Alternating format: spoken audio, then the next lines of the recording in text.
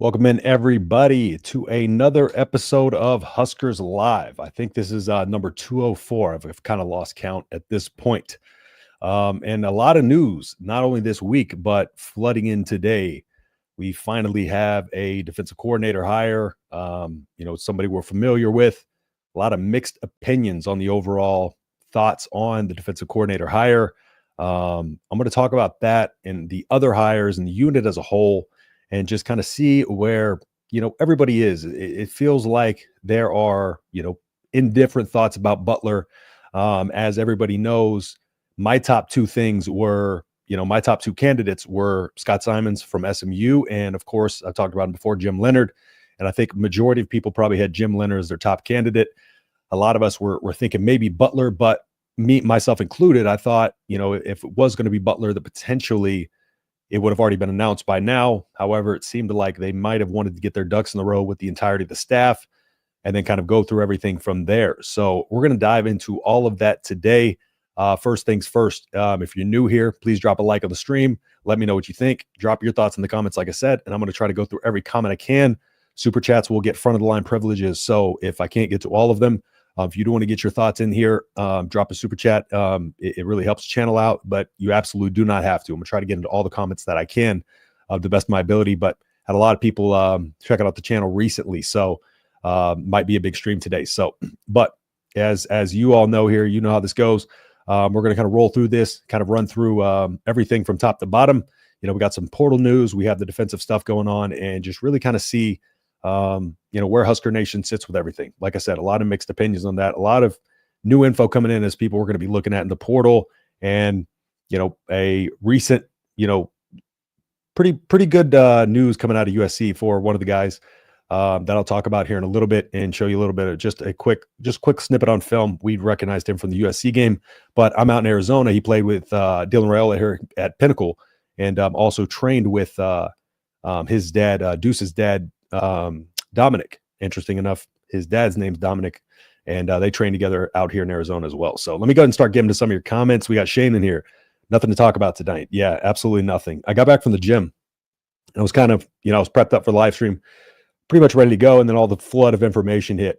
Started getting a lot of comments and messages about the hire, stuff like that. So started diving into a little bit. So I'm going to dive into every single hire we went into today, and just kind of give my overall thoughts on the entirety of the staff. And I think that's the most important thing that I want people to pay attention to. It's not just specifically the one name at the top. I think I want people to really focus on not only that, but the entirety of the unit. And I'll talk about a little bit more how Rule operates as a head coach and how he operates his systems as a unit.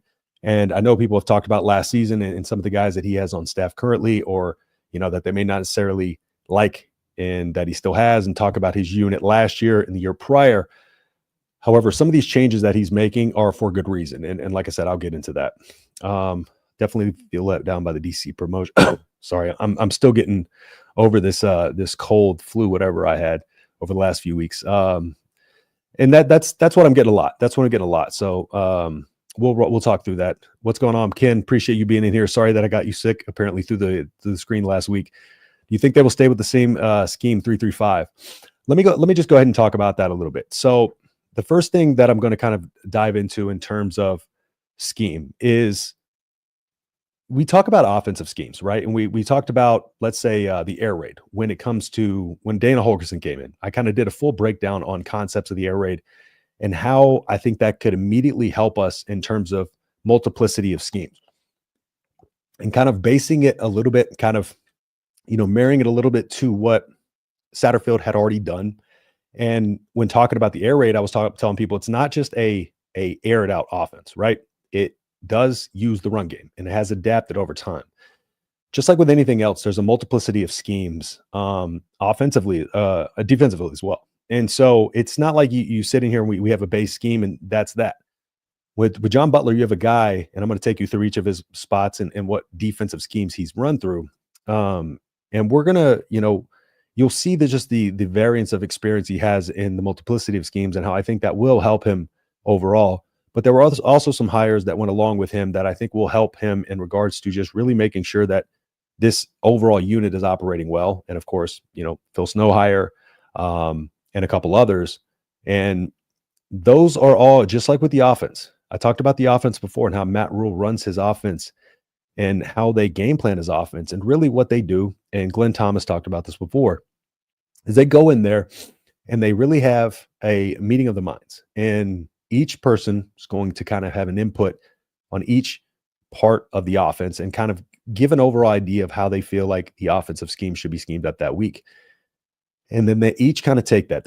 He talks about there's like not a lot of ego in that regard, although there might have been, in some instances this time around, but what he tries to do is have a group think type of thing. And I think that's why the unit is what I'm trying to pay attention to here more so than the actual defensive coordinator hire.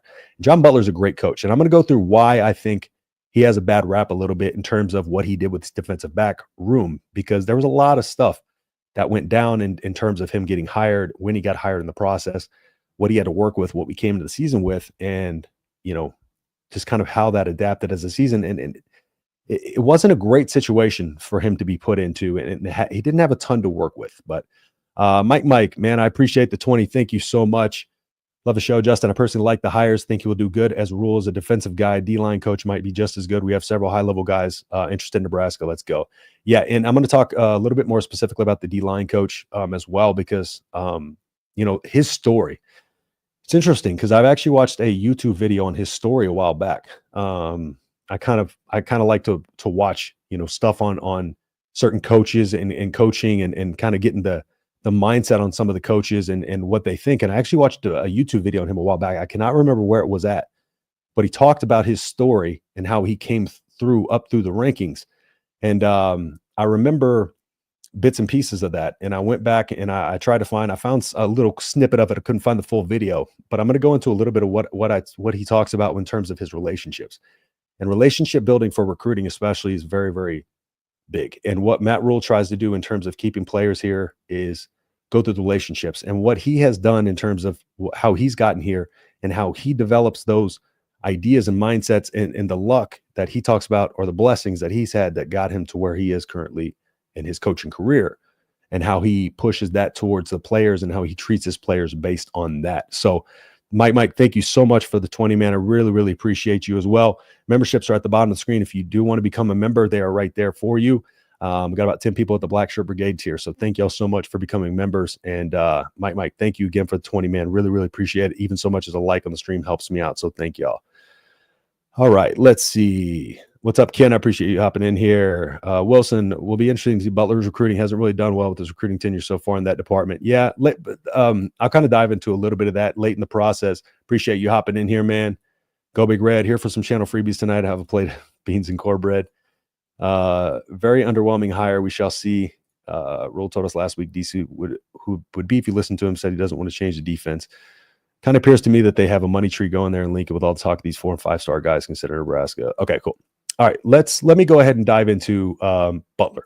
All right, so first things first, when Butler came on, I do want to, and let me move this comment off the screen, sorry. All right, when it comes to Butler, now let's talk about, first off, when he came into the process. And we know he was brought in kind of late into the offseason in July. And, him and Tony, it was kind of, they're going to be their job to work on the passing game together in unison. And one of the things that, when listening to him back then, and I talked about this when he came on board, was he had a very unique situation to be in. He was coming out of, straight from the NFL in Buffalo, not coaching. And it was kind of one of those situations where him and Rule happened to be in the same place after, the whole debacle with the former defensive back coach. Things kind of came to fruition quickly there. But one of the things that a lot of people don't remember is John Butler had to come in and really kind of learn. And he talked about how he wanted to learn the players and how he wanted to learn, the 3-3-5 before he could actually coach the players. So he came in July to be a defensive backs coach and had to learn the type of players he had to learn the skill sets that they had, but then also had to kind of learn the entirety of the 3-3-5 defense, which isn't a defense that's run at the NFL level, especially as a base defense, right? So he comes on, has to learn those things, and he says he wants to learn that before he starts coaching the players. Well, this is July. August, September coming on quickly. Now, we come into the season and we look at our defensive back room, and Sierra Wright was a late addition to the defensive back room later in the season. And Sierra Wright was coming off of, his time at USC, where he hadn't played football for a little bit. The season prior, I think he played up until about week 8. And, there was some conflicts there with him and the staff. And then he hadn't played football for a little while. So, he comes on and he, kind of gets better as the season goes along. We saw him play good in the scrimmages, stuff like that. But let's go through who kind of the secondary was when he came into the season here. And the secondary, we came in with one surefire starter, Gifford, right? And as, for people who've seen my post games and film breakdowns and stuff like that, Gifford was the one surefire starter coming into the season. And when Gifford this year was kind of a little bit, for lack of better terms, he was lost out there. A lot of times when Nebraska would get beat, especially cover 2, cover 3 on those route concepts, it would be Gifford losing his eyes. And Gifford would really, really get drawn down very easily on certain route concepts, the Ohio concepts and stuff like that. We saw it against Ohio State and we saw it against Indiana. And both of those were on Gifford. One of those, they didn't score a touchdown on. Luckily, we got a sack. But the deep touchdown up the seam against Ohio State, that was Gifford. And so with Gifford being our one kind of starter that came back, but was also one of the people that had the biggest, I guess, issue this year in terms of being able to play deep safety. It happened again in the Iowa game. Bly Hill got beat deep on that pass, but Gifford was supposed to be the center field there. And Gifford gets drawn down. Bly Hill gets beat over the top. Bly Hill playing his first action of the season in the Wisconsin game in the second half. Then comes in the Iowa game. Or maybe that wasn't the Wisconsin game, actually, my bad. So coming into the season, we had Gifford as the one surefire starter. But then we go through the rest of the defensive back room here. And, we had Bly Hill coming into the season, who was projected to be our cornerback 2. Everybody knows how I feel about Bly Hill. I love him. 6'3", long, rangy type of corner, one of the guys that I really, really liked out of the portal. But he got injured before the season. Like I talked about Sierra. Sierra hadn't played football for a little while. So our safeties were this: Gifford, Buford, Hartzog, who was having to potentially play either safety or corner, depending on how the health went along. And then, of course, Bly was supposed to only be out for the first couple weeks of the season, ended up being a lot longer. And then Deshaun Singleton at safety. Cornerback-wise, we had Tommy Hill, and Tommy Hill was really, really good this year at points. Hartzog and Tommy Hill had put some weight on, to be better in run stop and stuff like that. We did see, Tommy Hill a little better. But yeah, just kind of Tommy Hill was his own unique situation. Then we had Hartzog also at safety and corner listed as a second cornerback here. Bly Hill hurt, Sierra Wright late addition, and Jeremiah Charles, who was just a really, really raw athlete. Okay, so you have a group of people there and a group of players that we knew the veterans were going to have to step up for this room to be good. We knew depth was an issue before the Bly Hill injury, and then Bly Hill went down. So then depth was really an issue. And then so as the season wears along, you have a small group of people that you're trying to rotate through these positions. And, a lot of these guys haven't been cross-trained at both positions. So the reason I'm saying this is because Butler, this is why I like to look at track record more than just one individual experience. Butler was in a bit of a situation here where he came in and he had to really kind of make things work and kind of, patchwork this together in terms of this defensive backfield, learn the system, learn to coach these players, learn their skill set, et cetera, et cetera. Mike, appreciate you becoming a member, man. Thank you so much for that. Appreciate you as always. Like I said, if you want to become a member, they're at the bottom of the page there. And you can become a member at any tier. Really, really helps me out, like I said. But drop your comments still in here. We're going to continue to go through this. But let's talk a little bit more about Butler and what he has kind of done in terms of his versatility across the multiple of schemes that he's played, coached in, played in and stuff like that. So when he was at Penn State, there was kind of he's running the 4-3, the 3-4, later on the 4-2-5, and then at Nebraska, the 3-3-5. So Penn State, it was predicated on his style was predicated on kind of emphasizing linebacker play and kind of run stopping, gap sound, gap integrity. And, he was introducing a little bit more blitz packages when he was brought on as a defensive coordinator or was put as the defensive coordinator on that Penn State team, and used those defensive backs, and their versatility as those kind of blitz scheme packages and stuff like that. And so, some of the players that he developed there, Adrian Amos, being the one that has mentioned him specifically in terms of, developing him mentally and technically, in terms of being a good, really good NFL player. And then Jordan Lucas, of course, became an NFL defensive back under him as well. Now, I'm a Texans fan, so I remember John Butler very well from when he was with the Texans. And specifically a player I remember him developing into a really, really good player, A.J. Boye.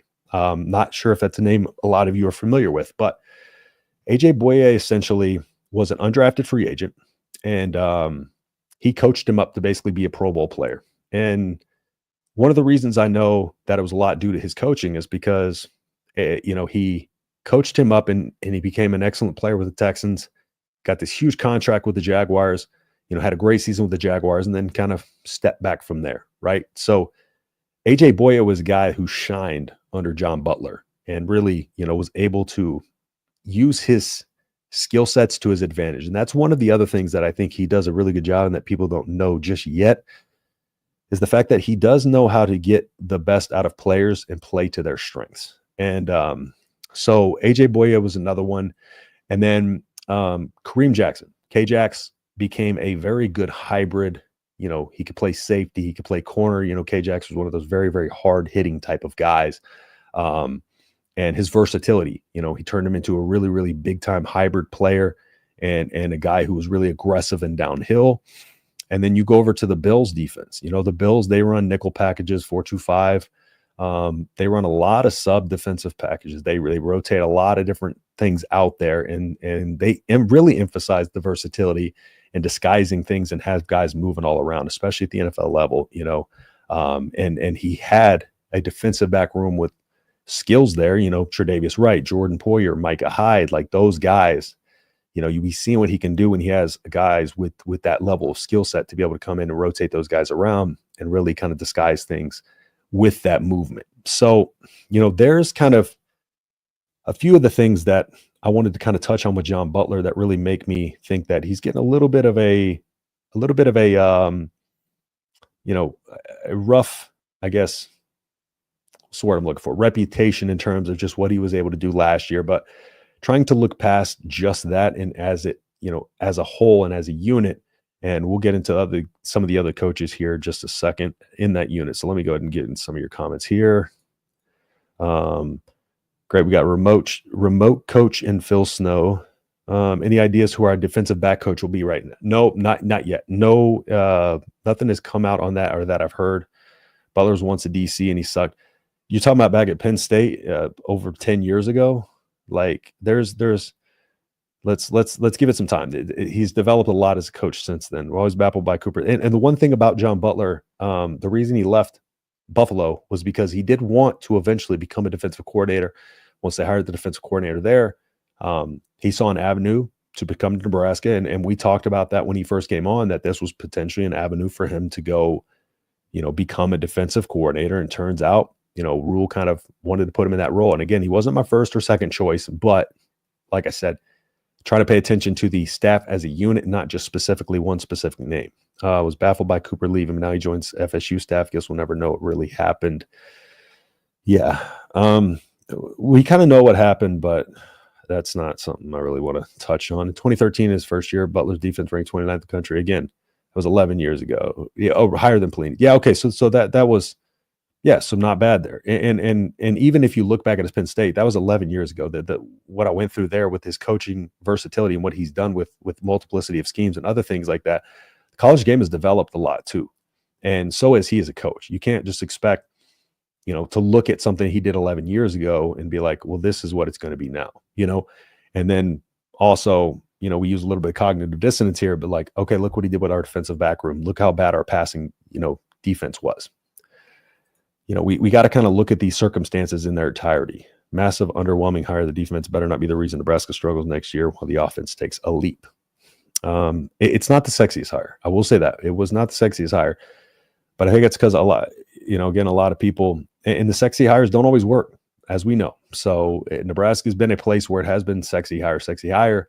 Matt Rule coming in. Matt Rule wasn't the sexiest hire either, but for the most part, he's done what he's been supposed to do so far. It took us, year one improved, year two got us to a bowl game, and year three's when he's taken that leap and he's putting he knows his tail's on the line. So, why is Foley still employed? That is a very good question. I have no idea why Foley is still employed right now. Try to stay positive. I'm not impressed with the hire. Hopefully he surprises me.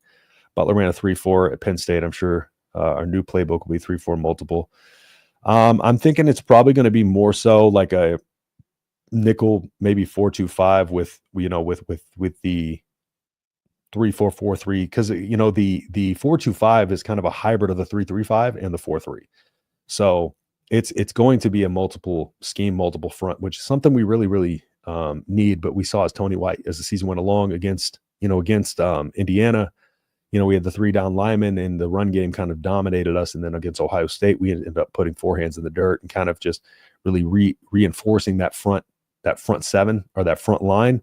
And we're able to stop the run. So what is so horrible at Butler? Looking at strictly points or yards, I'm talking power index. Yes, 100%, Robbie. What do you think of the FCS guy, Cole Newski? I might have a chance to get into him a little bit later. Not convinced Butler will be a failure. What I'm angry about is Rule taking another gamble with an experiment coach.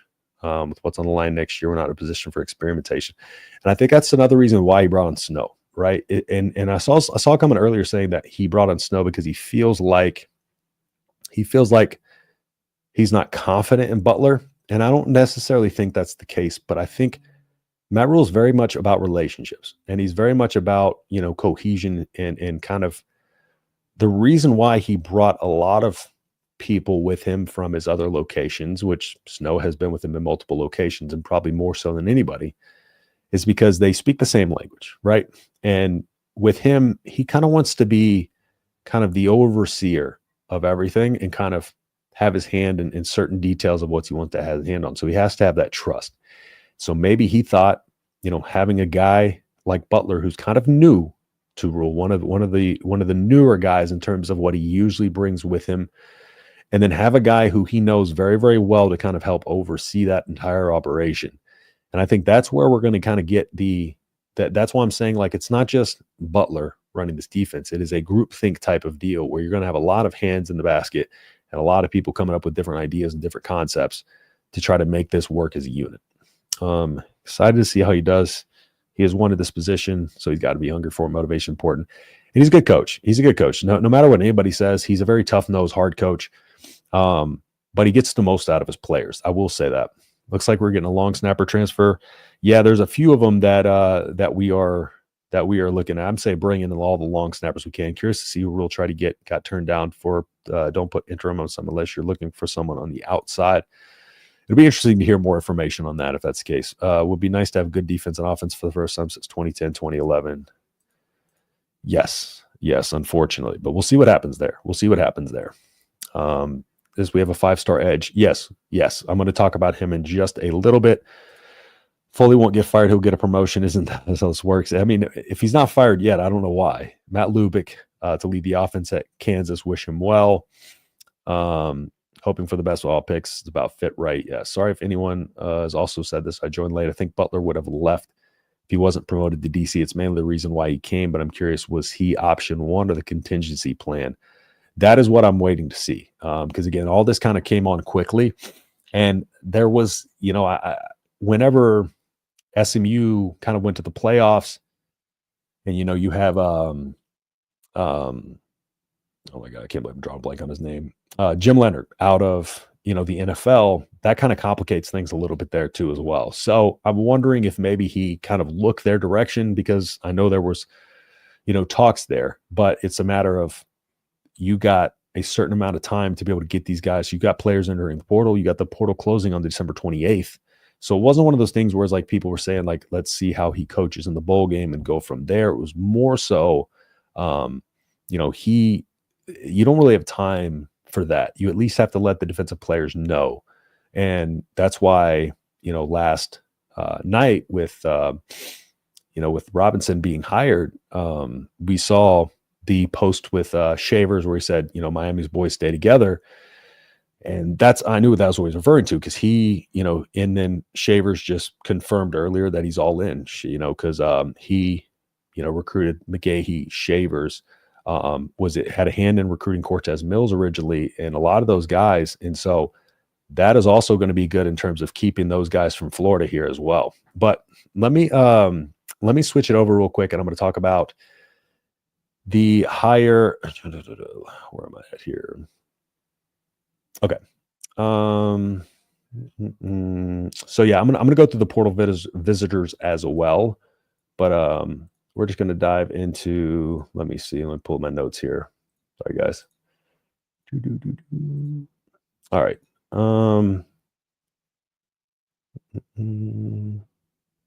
Okay, so let's get into Terry Bread in a little bit. All right, so Terry's story, kind of like I was talking about earlier with Terry Bread, and Terry's story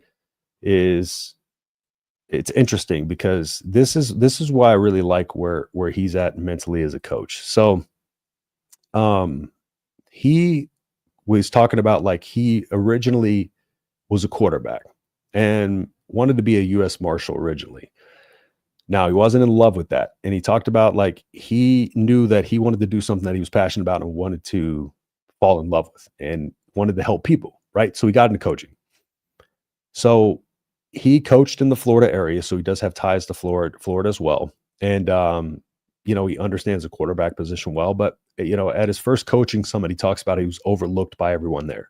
And, he said he remembers that feeling because, he was, coaching a smaller school and all this other stuff, and remember how that felt, and didn't want to make anybody else feel that way or do that to them, right? Because he says he gets back to everyone, whether it be text or email, because he wants them to feel like they're a part of, him and a part of his family and what he wants. Right. And he talks about, how he became, he also worked at special teams quality control, for what that's worth. But he was a head coach at 24 years old. And that's kind of where he realized coaching was for him. And then from there, he, a coach that had recruited him, Terry Sims, got him an internship at the NFL Pro Bowl. And then when he got him the internship at the Pro Bowl, he said he had sat down with somebody at breakfast, and they had a lot in common. They both went to HBCU. They both play quarterback. And he asked him, what do you want to do in life? And he said, I want to coach football, and I want to help people. And turns out that was, NFL Hall of Famer and the defensive back coach at the time, Emmett Thomas. And, he introduced him to someone else. And that person and him introduced him to Andy Reid, and then Andy Reid brought him on. The rest is history, right? And so, he only got that internship. He talked about this too. He only got that internship by chance because the original intern that was supposed to be there backed out. And so he has a very great understanding in terms of how to, build relationships with people and bring the best out of people. And that is one of the things that when I watched a video a long time ago on him. Again, I still can't remember where that video was at. But that's one of the things that I think that college coaches really, really need to have in terms of, especially in this portal day and age, where you talk about players buying into the coaching staff, buying into the coaches, and you want them to stay, at your school, and you want them to want to stay and play for people and develop under people. And that's the type of coach that's going to do it. He plays at Kansas City. Our coaches at Kansas City, has coached, under winners, and has been a winner himself. And he's been a leader of men. And, in that Kansas City area, Nebraska is really trying to get a foothold back in recruiting there. They're recruiting very, very heavily there. He's going to be great at terms of recruiting and getting some of these guys on. So, like, again, looking at the entirety of what we've hired in terms of staff, Phil Simpson, Snow, like, all of those guys. And we talk about Simpson. He's a great, great recruiter. We've already talked about a few players, and there's even more that he's recruited. He's going to be a guy who keeps this defense together in terms of the linebacker room. Yesterday, we knew immediately where he was coaching because he put outside linebacker coach as his bio immediately. So he's the outside linebacker coach. But and then Vincent Shavers, of course, reaffirmed that he was all in. And Vincent Shavers yesterday posted that Miami boys stick together and then deleted. I'm sure that's so people didn't think he was talking about leaving. But yeah, he reaffirmed just a little bit ago that he was staying. So it's nothing with that. Now, let me get into some of your comments here, and then I'll dive a little bit more to some of these players we're going to go through. It's always baffled. Cooper leaving them, now he joins. Let's see.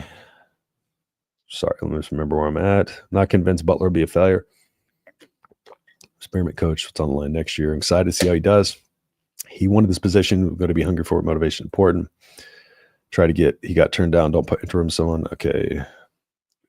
I'm sorry. I'm just trying to catch up here. All right. Vincent Shavers staying explains a lot. Dawson Merritt's dad works for the Chief as well, so that's likely where Nebraska interests come from. 100%. Is Phil Snow still going to be remote?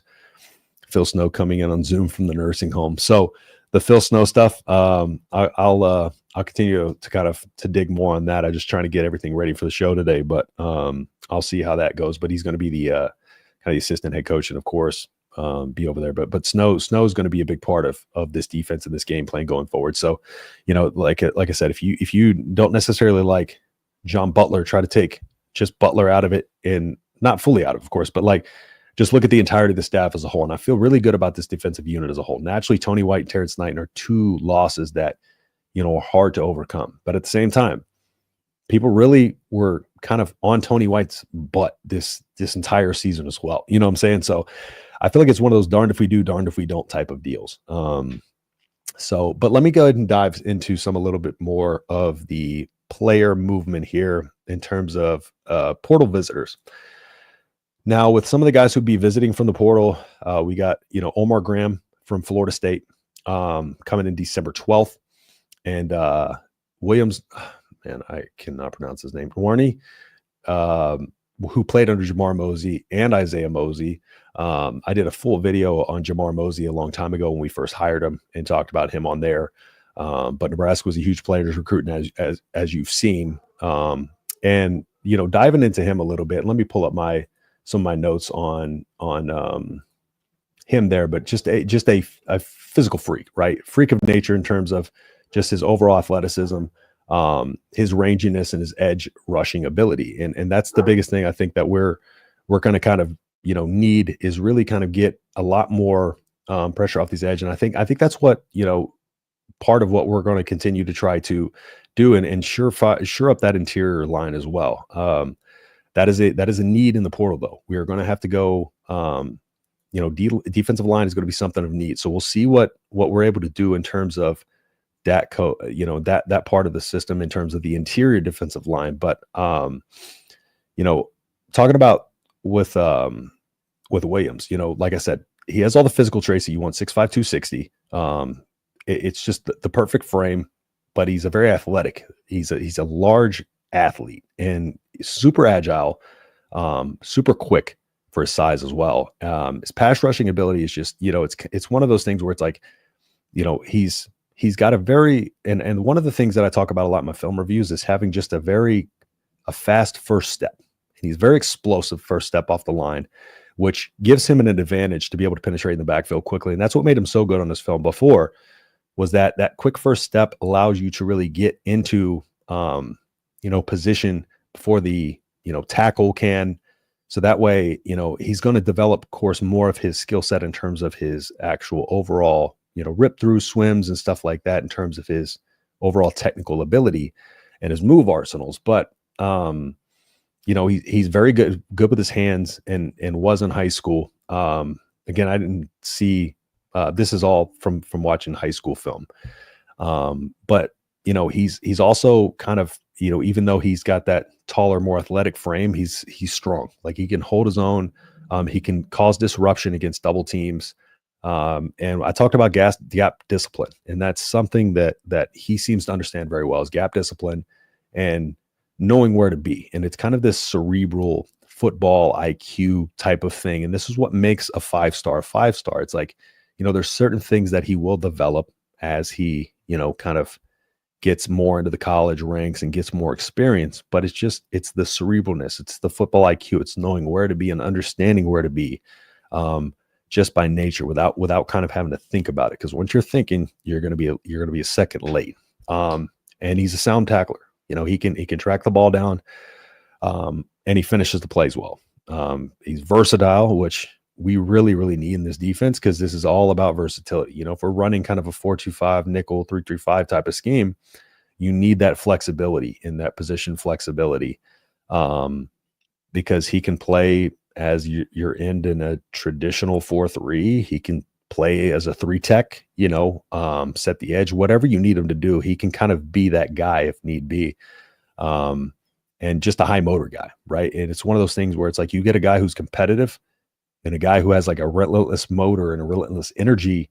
You're going to be able to get a high ceiling out of that guy once he develops. And so that's one of the things that I think he's going to bring to this team.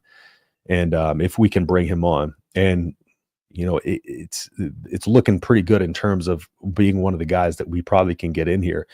But just that combination of his size, his athleticism, his motor, just his physical attributes, like those are the things. And Matt Rule's talked about this before. He said there's a ceiling, on athleticism, but there's not a ceiling on skill set.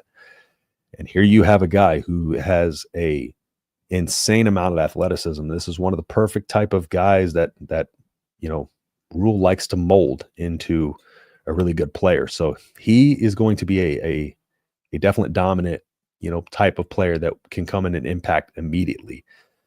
Now, I did want to get into Deuce Robinson as well. And we're talking about Deuce Robinson. He was tight end at USC. And Deuce Robinson, he's also another guy where you talk about athleticism and build. 6'6", 225, and he had 90 yards against Nebraska. I think it was 4 catches, 90 yards against Nebraska. I just looked it up before I came on here, and I'm going to show you just a quick little snippet of film from him. But it's one of those guys that, he is young, and he is going to be a matchup nightmare. Again, really athletic, great catch radius, really good hands in terms of just having strong hands. Route running is pretty good for a player of his size, especially.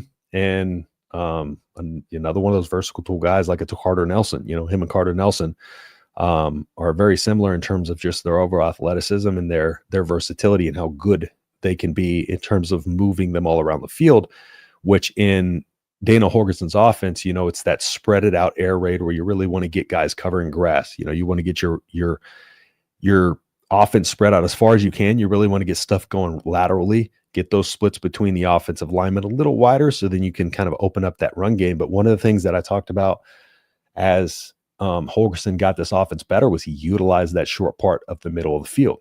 And you utilize that short middle of the field, that sets up the outside. Use that outside, that sets up the short part middle of the field. And so you have these guys who are versatile, who can play kind of in every, he runs a lot of mesh concepts. So you got a lot of these guys, and a mesh concept is very heavy tight end sometimes. So you get a lot of these guys who can come in and run, these routes effectively and be able to run, those mesh concepts, because those are really hard to guard. If you're in cover 4, there's an option for it. If you're in cover 2, there's an option for us to go to. If you're in cover 1, there's an option for us to go to. So it's like, you need these guys who can really sell these routes, because they all need to be running to, this play the way it needs to, because each one of us is an option depending on how the defense rotates over and adjusts to those mesh concepts. But he's got, kind of that deep threat ability. And he played multiple sports. That's kind of a Matt Rule thing. Dual sport athletes, loves dual sport athletes. But let me show you a quick little snippet of his film here. And let me pull this up for you. Sorry, one second. All right, here we go. All right, so this is against Nebraska here. And let me remove this comment. All right. Let me hide this. Okay, so this is against us. And now this is a 3rd and 5 late in the game. And let me show it to you from this angle first. And I'm going to let it run just for a second here. Okay, this is the play before. Let me let this run. We'll get into it. All right, here we go. All right, so 3rd and 6, and this play ended up leading to a touchdown drive that, of course, became very important because we ended up losing to them by a score. Bum let it run, and then I'll show you where he's at.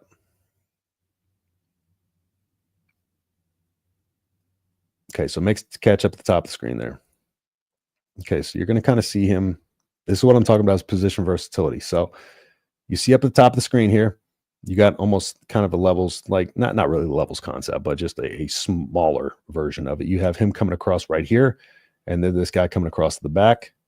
So breaking in, and then you see him kind of sit down here, kind of break this route off, sit down, get underneath it, and then the catch radius in the hand, you'll see it right there, fights through the contact, and is able to get the first down. 7 plays later, at a touchdown of this. So again, watch it here. Boom. Like as he's, really good coverage, blanketed coverage on him, he's able to fight through. And this is the type of guy we need. We need a guy like that on 3rd down who's sure-handed, who can come in and make a play. I'm going to let that play for you one more time here. And just so you can watch his route up at the top here. Okay, coming from up here. Okay, and I talked about this on my Cortez Mills film review, but when you're talking about selling that vertical route is essentially the most important part of this, because if you can sell a vertical route with your consistent stride length and also keeping your posture not too vertical, so that way when you get out of your break, you can immediately flip your hips around, get around on this, get your eyes around, and not sell it too late to the defender. So right here, good consistent stride length throughout. Sells vertical, right? Still selling vertical, breaks down right there, and has a little sliver of window to catch this ball, puts it high where he can only get it. He goes up and gets it. Now, again, right there, that's one just simple play where he runs, but it shows his route running ability, his ability to kind of, being a deep threat, a potential deep threat, being able to be a tight end who can line up on the outside and do certain, little aspects of that. Similar to Carter Nelson, that's going to open up a lot of the route tree for you, because you sell vertical and then, then you change up your stride in terms of the pace of your stride. And then all of a sudden, that opens up the in breaking routes for you. So Nebraska needs, and especially Dana Holgorsen needs guys who are really good throughout the entirety of the route tree, who can kind of come in, because every single part of his, offense, there's going to be quick reads, yes, but there's, as we saw, there's a lot of secondary and tertiary reads, in terms of, you saw Raiola go to one side of the field in a lot of instances, and then he would flip it around to the other side of the field, and he would have a guy, either kind of coming out of the backfield or checking out on there. So he had kind of a check down option. It was more so taking what the defense gave and less of, kind of under Satterfield, which was essentially trying to just stretch the field, as deep as you could without setting anything up. So it's a lot of setups. So to make that effective, you need to have guys who are long rangey, have these type of hands. And then we have the speedsters. Cortez Mills is a highlight reel, playmaker. I did a film review on him. You have your guys like your, Ja'Cory Barneys, the whole night, like Jalen Lloyd's, those type of guys. You get them with a couple of these taller pass catchers who can really go up and make plays with their catch radius in their hands. And it's going to be a very, very tough combination to stop. And then Dane Key, of course, we've talked about him before, potentially coming on to the team. And that's a school, of course, I think we're at a pretty good opportunity there to land Deuce and Dane Key, especially, and Williams as well. So let me continue to get some of your comments here. Is there a website where we can see all the people visiting? That I'm not sure. You can probably check like maybe on 24/7. I'm not sure if there's like a specific tracker. I'm just trying to keep track of them myself as I see them come across as visitors, and just trying to kind of write them down as I see. Deuce Robinson, again, I think we got a good shot of him. Him and, like I said, him and Raiola both played at Pinnacle out here in Arizona. And, he's familiar with Deuce's dad, Dominic, as well. So, and they've worked together. Him and Raiola, Deuce, and Deuce's dad have worked together. We're not getting Deuce. Okay, that's interesting. I do think we have a good opportunity as well. I'm not sure why you don't think we have a good opportunity to land him. I don't think he was on campus yesterday. If I remember correctly, there was a repost from when he was on campus back in 2023 when we were recruiting him originally. But I could be wrong because I saw that tweet come across, but I think that was a 2023 tweet. Dane Key is more likely. Well, yeah. I mean, we're not. Deuce just entered the portal, and Dane Key has been. Yeah, I mean, Dane Key has been. Yeah, I mean, the Deuce stuff just happened, so naturally, and we've already recruited Williams Nwarney and Dane Key's wide receiver coach. Dykel Shorts is now the wide receivers coach here, so naturally that would be the case, but that doesn't mean we don't have a chance to get Deuce at all. Honestly, think putting up mediocre stats is more dangerous than putting up bad stats. If you have bad stats, you'll get fired. Coordinators with mediocre stats can stay on forever. Any updates on Dane Key? No, just the more I hear, the better it looks in terms of for Nebraska. Will Rule let Deuce Robinson also play baseball? Will Ball would love it. That would be interesting. I know that Rule doesn't really, like he let if he let the Polar Bear play do wrestling as well, I'm sure he'd be fine with baseball also. Hope this DC can get us guys for defense. He certainly isn't bringing anyone in. I think we got a lot of really good position coaches that are going to do some really, really good recruiting and have done really good recruiting in the past. Am I wrong for what I've read? Husker Twitter says all Rule does is hires buddies and never gets a home run hire. I'm late to the party. It's okay. Let me talk about that just a little bit. He's a big component on relationships. And I think that's where we're talking about, hires as buddies. There is a little bit of and I will say there is a little bit of a overcommitment to his friends. Just from some stuff that's happened throughout his tenure here and other places. There are some people who I feel get away with a little too much in terms of, staying on a staff because of their relationships. But I don't want to dive too much into that. But there is an issue there to an extent, and that could be a problem. Now, when it came to John Butler wasn't one of his buddies necessarily. John Butler wasn't a guy that he had hired from a previous location. However, now he brings in Snow to kind of oversee the defense with John Butler, and then that becomes its own thing. So I think there is a loyal to a fault part of Matt Rule that can get in his way. I do. And I do think that comes from his relationship with his friends and stuff like that. Yeah. So it's a nuanced subject in that regard. But yes, to your point, I don't think it's that he just hires his buddies, but I do think that he gives them a leg up over people when he maybe should not, and also holds on to them longer than he should. And there are a couple of cases of that on the staff right now that probably shouldn't be on the staff. Ed from Central Michigan's visiting December 11th. You have a couple of other guys on this list. Dana Holgerson is a home run hire, full stop. John Butler's below average hire. We could end up with a decent coordinator. Yeah, and again, I don't think John Butler's a sexy hire by any means. I don't think he was when we hired him as a defensive back coach. But I think the overall unit of our defense right now could be a powerhouse in terms of the staff in its entirety. His only home run hire has been Dana. That will be his only one. We'll see. Time will tell. D-line coach is a good hire, really good hire. So as a Kansas fan, I want Nebraska to do well, just that we can restart the rivalry like Mizzou and hopefully beat them. That would be it'd be fun, man. I kind of miss that old Big 12 as we all do. Defensive line seems like a great hire to me. Huskers need to prove all the hype talk they get every year. And I do think that this is why I did specifically focus a little bit on the defensive line hire. I do think this hire is going to be very, very good.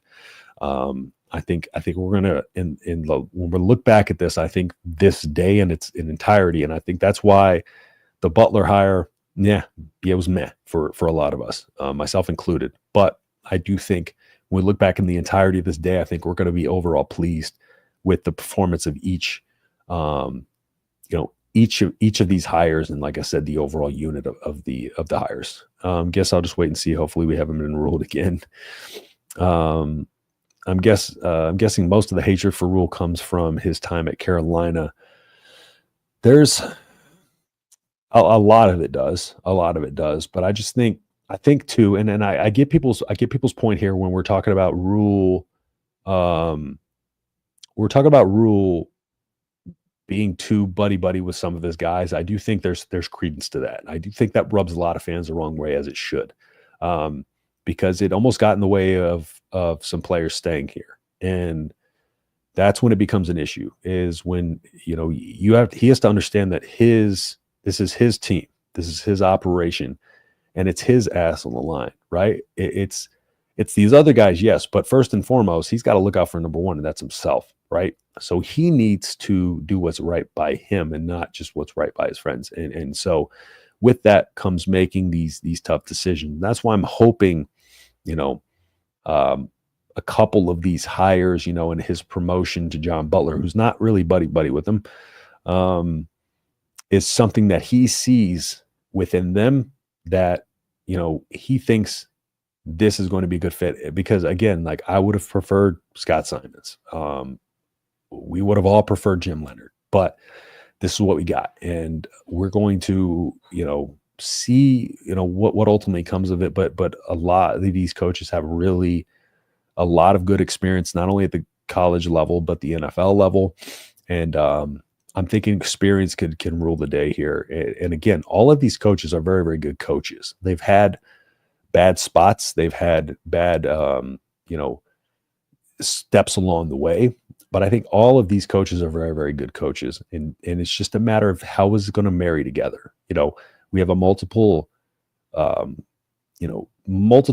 of ideas and concepts and people from different backgrounds and different locations. But how is it all going to come together? And I think that's the biggest part of this that we need to see. How's it going to come together with recruiting? I don't think recruiting is going to be a problem at all. I think recruiting is going to be okay. But how does it come together on the field? When we marry all these styles together, we get all these minds together in this groupthink type of situation, how is that all going to come together? Raiola is falling. I can't talk. Eric Singleton Jr., Georgia Tech, Dane Key, Kentucky, NC State, Jonte Cook, Texas. I don't think Jonte Cook is likely to come here, honestly. I really don't. That's why I haven't talked about Jonte Cook too much. I really don't think I don't think he's one of our better options in terms of landing him. I think Dane Key, you've heard it from other people probably. He can be an NFL level guy.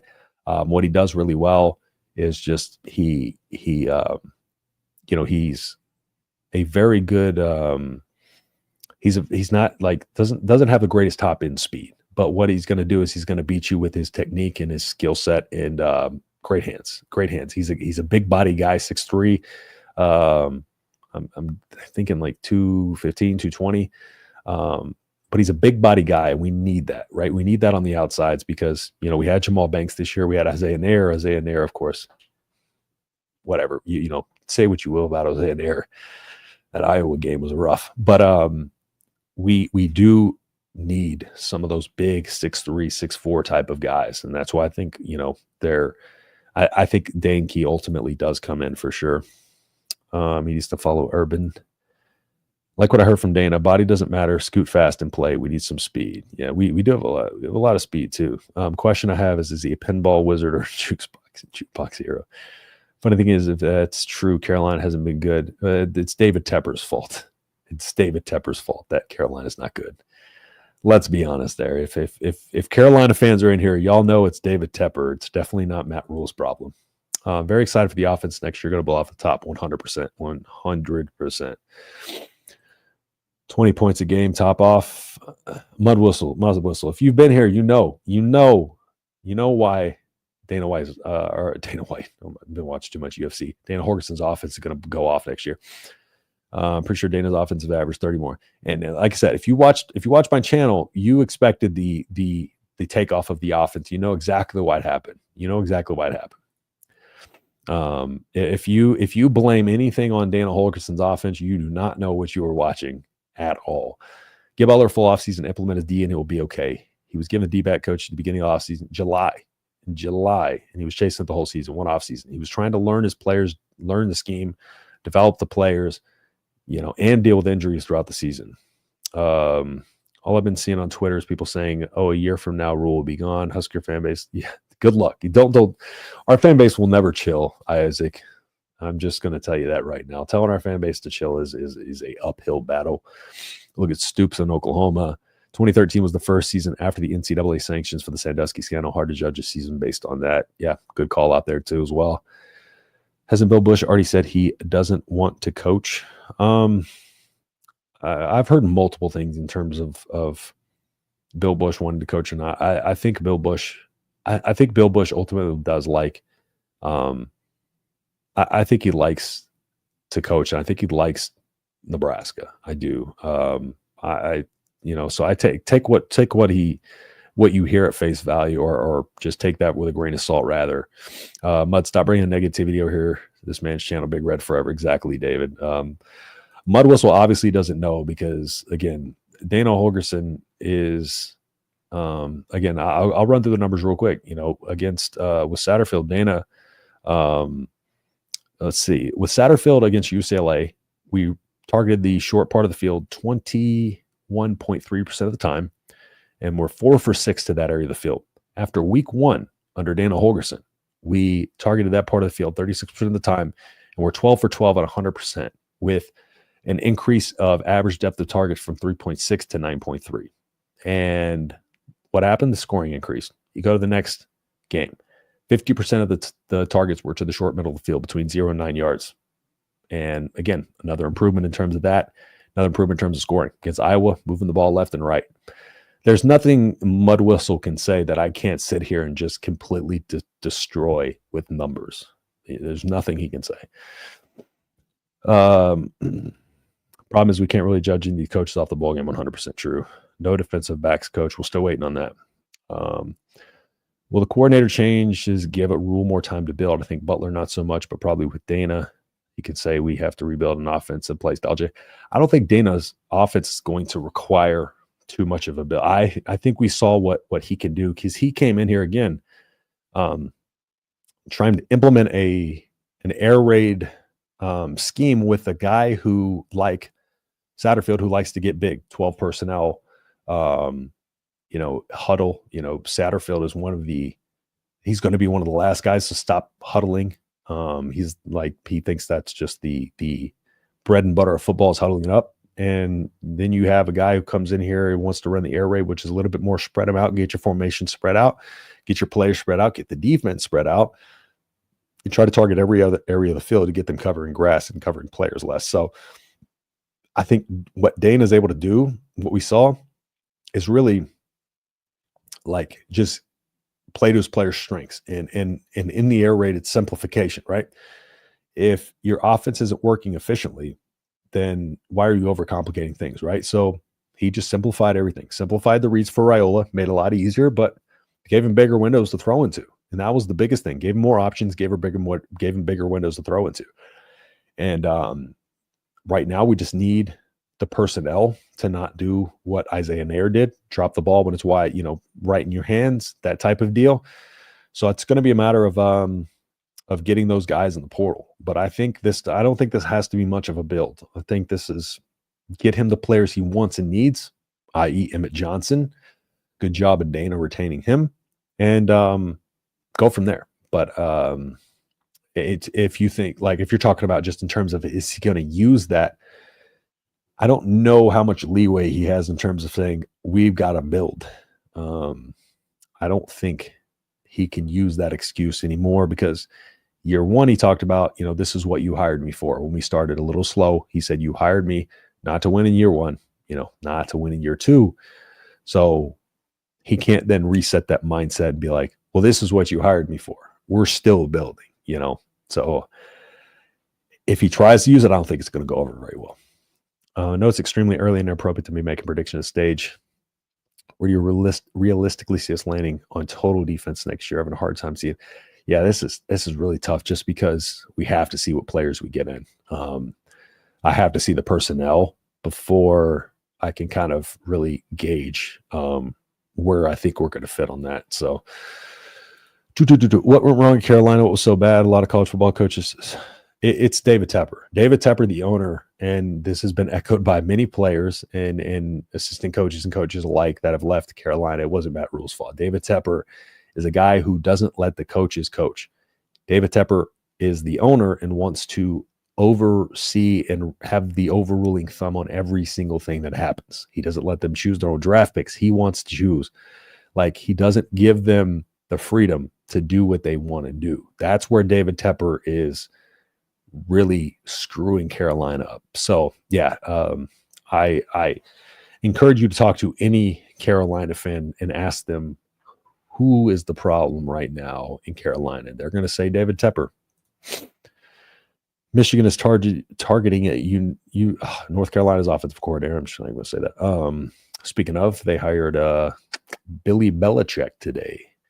Chance we get any DL portals back. I'm hoping we can get Keona Davis back. I really am. I'm really hoping we can make a push to try to get Keona Davis back, because that to me was our biggest loss, was him. So we'll see if we make any progress on that, but I'm hoping and now that we have a D-line coach in here, that we can really kind of push maybe to get Keona Davis back, because his skill set, he can develop and be a stud. We saw the field early this year. His name was Keona Wilhite, of course, when we recruited him, and then that became Keona Davis. But saw the field this year and has a nightmarish amount of potential. So SMU QB going in the portal. We have a top 10 recruiting class in 2026. I'm gonna say top 15. I don't want to say top 10 just yet, but I'm going to say top 15. But also another thing we got to factor in is the numbers and how we're looking in terms of the 105 scholarship limit, because now there becomes an extra emphasis on class size and maintaining a certain amount of recruits per class, because you can't bring in too many people naturally. This becomes very interesting to see how, in this first season of this 105 scholarship limit, how this portal recruiting kind of stuff gets navigated now that the roster spots are limited and there's not the walk-ons. Do you think we're going to get more aggressive from an NIL standpoint this time around? Yes. In hindsight, we were pretty conservative here. Yes, I do. I think there's very much, we are attacking. I know we're attacking wide receiver hard with NIL, especially. But yes, we are getting aggressive with the NIL. I will say that. And two, if you're in here, there's going to be a giveaway coming up soon, and it does. Oh, well, don't know why my camera cut off, guys. Sorry. I'll try to get that. What is this Only Talk Sports thing on here? Let me try to fix that. But I'm going to be doing a giveaway here pretty soon. It's something that can help Nebraska's NIL too. And I'm just waiting on the actual product to come in. Once it comes in, you can follow me on X at _H Husker, and I'm going to have all of the steps to win it there. And there's potential for, I don't want to give away too much, but you're going to like it. You're going to like it. And like I said, I'm just waiting for it to come in and ship that last week. So let's see. Be more positive, and positive things will come. We all feel pain not competing big dogs since 95. Do you think it'll be more aggressive portal? Oh, shoot. Sorry, I already hit that one. Hit the like button. Thank you. I appreciate you. Yes, if you do not mind, hit the like button for this Only Talk Sports thing that is currently on my screen. I have no idea why that's up there. Hopefully, y'all can still hear me fine. How much do we recruit from I'm actually interested. Drop your comments and let me know, are you rooting for Frost or not? That is one thing that I am curious to see, is how many people are rooting for Frost and how many people aren't, as I attempt to fix my camera here. Drop those in the comments. One second.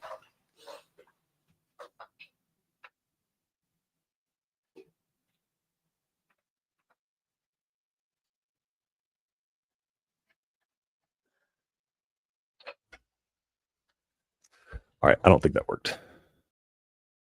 No. Okay. Sorry, guys. I am trying to fix this for y'all. But yeah, let me know in your comments, because I'm curious, because there seemed to be a mixed reaction to that too. I was thinking for the most part we would have a lot of guys who are kind of in the boat of like, Frost, what he did for us and all this other stuff. Seems like it's a big contingent of people that are like, you know what? No, not a big fan of that guy anymore. So I'm really curious to see y'all's takes on that. And still trying to find out what's going on with my camera. But let's see. Run it back with Frost if he does it really well. UCF, no. Wonder if they'll keep Marcus's playbook or if Dana will come with his own. Dana's definitely doing his own. We'll see. This question right here, Satterfield and still Saf, we'll see after a little while. stand by. I'm not 100% sure, but I do agree with the second part of that. Let's see. Sorry about my camera, guys. This is really kind of frustrating. I don't know what's going on with this stupid thing right now. How much of a say in defense do you think Phil Snow is planning to have? I think he will have a lot. I think he will almost kind of oversee that to an extent. So I do think he will be a big part of that game plan there. Rule seat going to get a little warmer next year. They come out start their pants. Yes, it definitely will. Next year's make or break for Rule, without a doubt. Like I said, I've said this numerous times on this channel, but I was talking about, with Rule, I was going to give it till year 3 before I started really kind of trying to judge him, in his overall coaching. And because he was brought in here to rebuild, as we know, and we were giving him that opportunity. Now he's in year 3, and this is the year where he's talked about, this is the year where his teams take a step, right? And naturally, that step needs to happen in year 3. That's where it's happened everywhere else. So it needs to happen year 3 in this instance as well. I'm going to try to bring this up on a different screen and see if this will get my camera working. So again, I apologize, guys. Let's see. Well, all right. Let me just enter in this one here. 1 second. All right. I'm a little blurry here. I don't know if y'all hear the echo, but let me know if you do. If not, we're good. All right. Can y'all hear an echo? Let's see. I'm just going to keep working through this. One coach no one is talking about is Simpson. He may be our ace recruiter. 100%. Yeah, I talked about him earlier. He was big time in recruiting Shavers, McGahee, Cortez Mills when he was here. So, yeah, he's going to be an excellent recruiter. That was one of the biggest things about bringing him in. Okay, so no echo, so you're good. Long way, you should do decent next year. I mean, your schedule is pretty manageable. If we get it, that's what we thought this year. If we get an all Big Ten championship again, let the 5 big teams next. I like Nebraska's chance to then. Yeah, I mean, it's hard to say. It's really hard to say.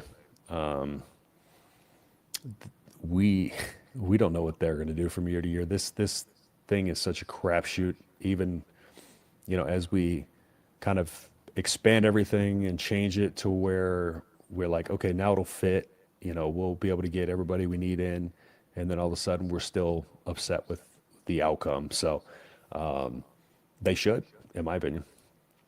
The 1890 really helped Nebraska out a lot. Now that it's being pushed, I think the biggest thing with the 1890 that was an issue before was that the collective really wasn't being pushed a lot under Trev. And, we got Dannon in here. It really started becoming a focus to push the 1890 a lot harder and make sure that is, because the naming convention itself was never a big fan of, honestly. But we saw an immediate push as soon as Dannon came in here, because Dannon understands the modern landscape as well and how to adapt and evolve a little bit quicker than Alberts did. So he put his hand in that 1890 and really pushed it a lot harder and kind of got it moving the right direction. So I think we're in a really good spot in terms of that. But we still got to improve. Do you play that clavinova piano? Is that what you're talking about? If so, yes. Mike, I know technical difficulties, man. It's the way it works sometimes. I don't know why my camera just cut off. It's plugged in, it's on. I just put it under a different browser and it worked. It's just not working on the other one. So no, Frost will never come back. He's too camera shy. Yeah, I think Frost was just in over his head here. I think he just wasn't ready. I think he's more so set for like a UCF type of role. He was just very in over his head here and kind of let it get to him. I think the pressure got the best of him. Really like me too. I was really hoping for him. Totally rooting for Frost, just wasn't a good fit. Yeah, me too. Wish him success. Want Frost to do well. Even when he went to Stanford, got with Kate. He's a Husker, so yes, yeah. Not rooting against Frost, but he openly admitted he wasn't happy, didn't want to be here, and we know he didn't give it his all.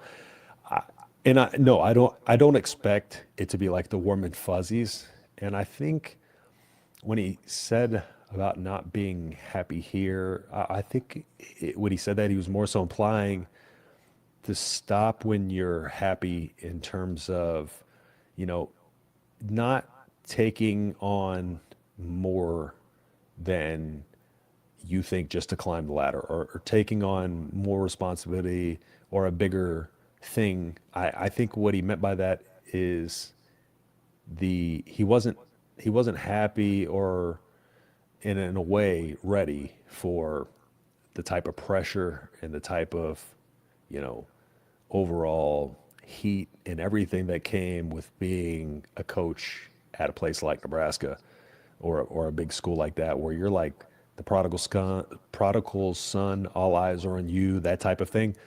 But yeah, I do see why that comment has rubbed people the wrong way, and definitely not the warm and fuzzies. I'm not the biggest UCF fan. Their fans are a little wild and crazy, but I just wish him success for his overall well-being and, family and all that stuff. Should have went after Carl Pelini. That would have been nice. Just glad Frost is not here anymore, sadly. Yeah, honestly believe he gets one more year after next year. Phil's job will be to keep the OC and DC focused while Rule focuses more on recruiting and NIL. I think Phil's going to have a little bit more say in the defense. I think Dana's got, I'm going to, Dana has a lot of say in the offense. That's his baby. I will say that. I know that much. That's his. So I expect Phil to be a little bit more hands on the defensive side. And I think Rule's going to kind of be that GM, and he talked about the roster management. He wants that NFL style as well, where he's going to have a 53-man roster, and then he's going to have the other 53 or whatever of the 105 to be development, that type of thing. You don't hear anything? Are you talking about me? Let's see. We can say, okay, cool. Sorry, guys. Heupel better than Frost at UCF. Hope Scotty does well regardless of what happened this time he was here. Still one of ours. Yeah. Big Ten skids, always manageable, lots of crummy tears. Our South Dakota super weightlifter. You can see here now. Thanks, Fongway. Daniel Bullocks for DB coach. What are your thoughts? That would be awesome. That would be a great. Well, in terms of name, I think we'd all be happy about it, but that would be fun for sure. Frost will get a chance at Colorado again. Now we got Echo. We got Echo now? Let's see. I actually think it might be. Got it. Hold on one second. Do you still hear an echo? Let me know if you still. Okay, no echo. God, you're screwing with me here. All right, let me go through a couple of more of the names here that I've. Okay, so a couple more of the names that were listed in terms of players out of the portal potentially come and visit, or that we're looking at: Rayon Schreider, sophomore defensive back from Maryland. Byron Threats actually was over at UCF. Grad transfer with 1 year of eligibility, and he was over at Cincinnati. Really shined at Cincinnati. Didn't play much last year, only 3 games, but those are a few of the guys that I saw that are potentially be coming in to visit, that we're really looking at and have reached out to. There's a list of other guys, and I'm going to kind of dive into more of the portal visitors and a video upcoming. So that way I can dive into each one of them individually with their stats, kind of a little bit of a breakdown on their play in terms of, and just get an update on where Nebraska stands with them in regards to everything, especially now that we got this defensive staff in here. This is where we're really going to start seeing movement and traction on a lot of these guys. Sorry, I'm trying to talk with an echo in my ear, so it's a little hard. But we're going to start seeing where this movement and traction is coming in with a lot of these guys.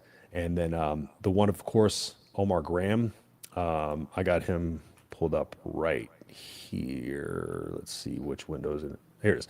So I got Omar Graham. He's coming in December 12th. So he's one of the ones that is from Florida State.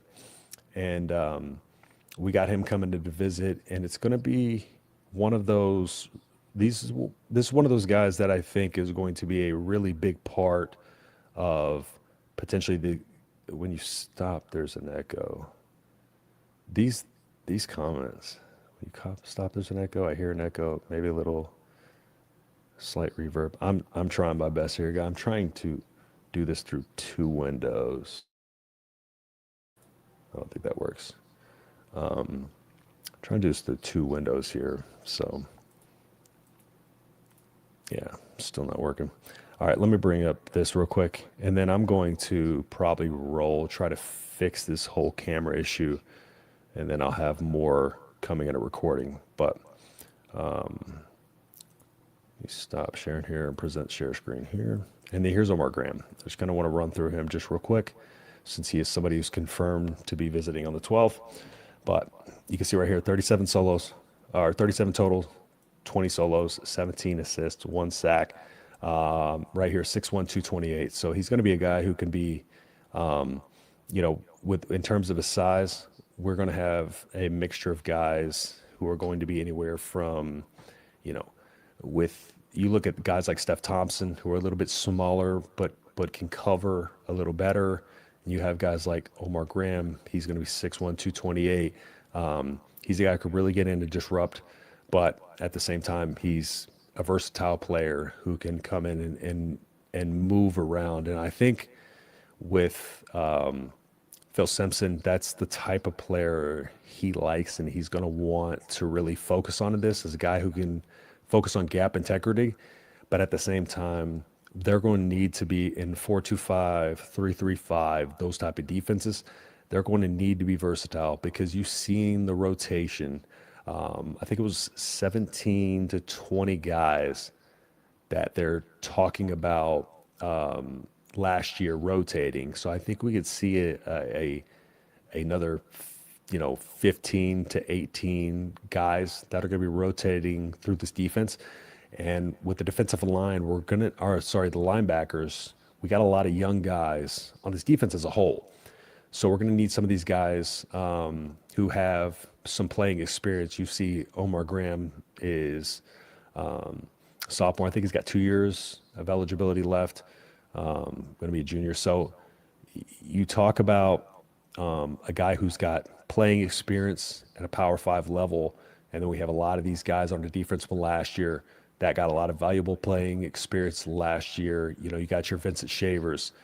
Vincent Shavers was one of those guys when he came in. He was very raw, but they talked about his motor and just his ability to go after the ball and make a play, and that sometimes he was going to accidentally make a play. And we saw that a lot this year, and his snaps got better, got more as the season went along, and his play improved as the season went along. You saw Wilson McGahee the fourth, another one of those players, really raw, but was getting in there and making plays just with his motor and his intensity and his aggressiveness.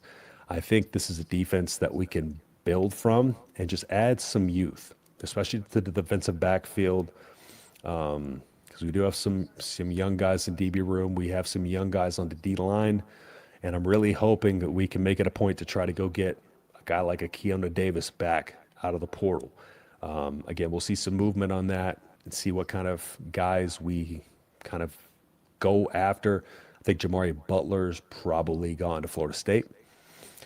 But if I had to pick one to bring back, it would be probably Keona Davis, just for the future of this defense. So let me continue to get to some of y'all's comments here.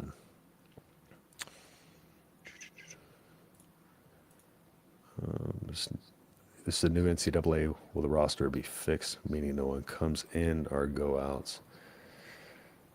When in this new NCAA, I think we're going to see a correction eventually. And I talked about this the other day with someone.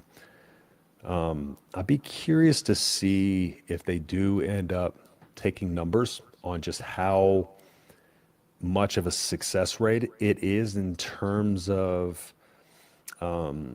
guys entering the portal and coming out better than when they went in, or in a better situation, or how many of them are relegated to FCS, NAIA, because I do think that's going to be an important piece of information for players to know to assess a risk. It's just how risky is this for me to jump into this? Like what are the percentages of my success versus me, you know, kind of putting myself at a disadvantage if nobody comes after me or if I don't go to the right place, you know?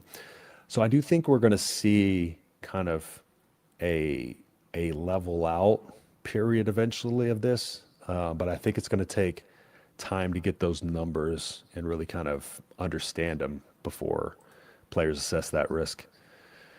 TK 2-year deal, 550K first year, 650K the second. My hearing aids are changing, so I'm missing auto detail. Seems like there were a lot of wide receiver transfer talk. Emo running back, tackle, D tackle, linebacker. Yeah, we got a lot of that coming in. The initial wave there, of course, was a couple of the wide receiver guys, but there's going to be more.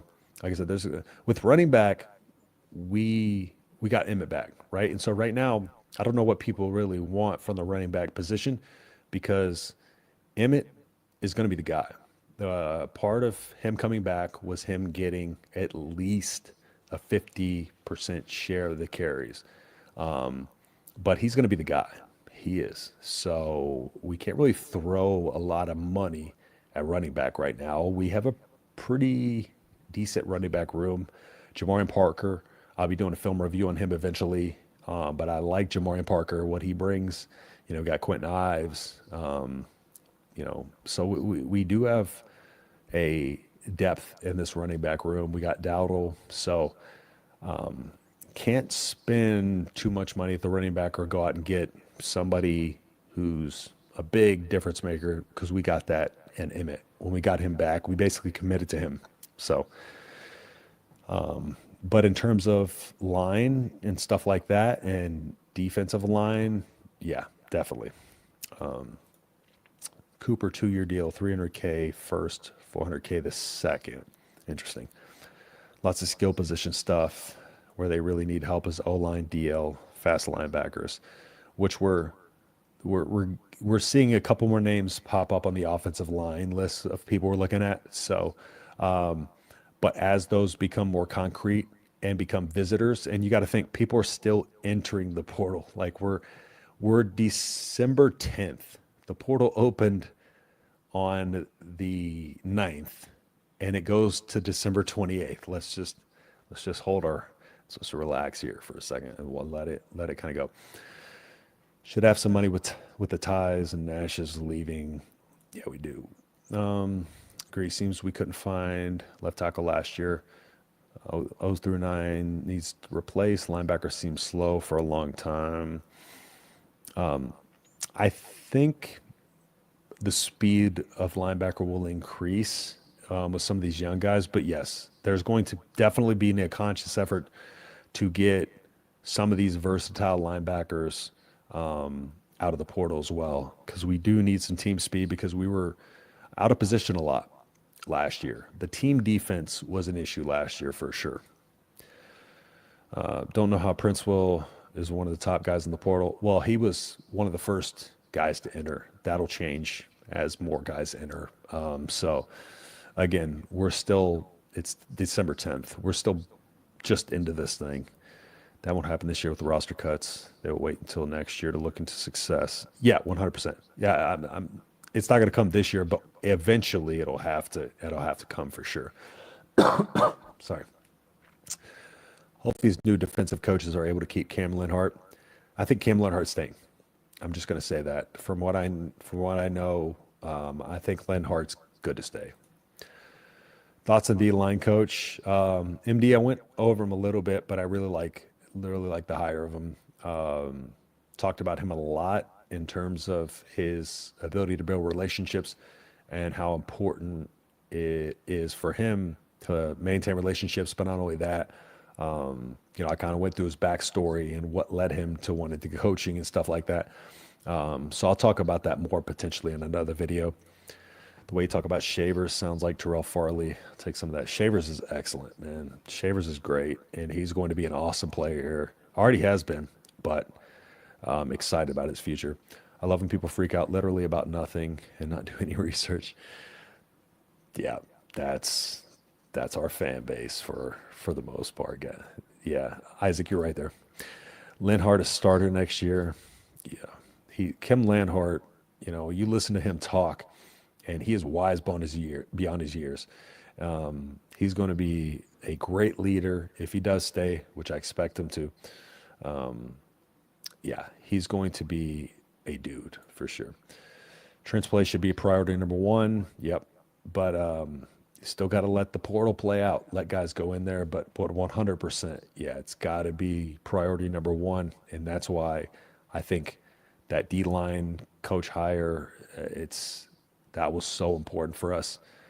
Terrence Knighton is a guy who is hard to replace. Like I said, he's got a great combination of coaching hard, but also, you know, having empathy and building relationships as a player, but know how to bring the most out of them. And he has this energy and this electricity about him. So, but I think we did a really good job in replacing that. Tony White wasn't one of his buddies. Dana wasn't one of his buddies. Nebraska fans are silly with this DVSS. No, I think they're talking about a little bit for the most part. But yeah, John Butler wasn't either. Dana was actually talked about being brought on the earlier in that off season, and it didn't happen, and was brought on later. So, but yeah, you're right. I think it's overstated a little too much in terms of the buddy stuff. But I think there's a loyal to a fault aspect with some of the guys that he's really close with. Any other big names that might leave Nebraska? No big names that have been indicated, and even the Keona Davis was a shock. So expect the unexpected. But when it came to like Raiola yesterday, I shot down that rumor quick. Stuff like that. But it's still expect the unexpected. But your Raiolas and stuff like that, they're fine.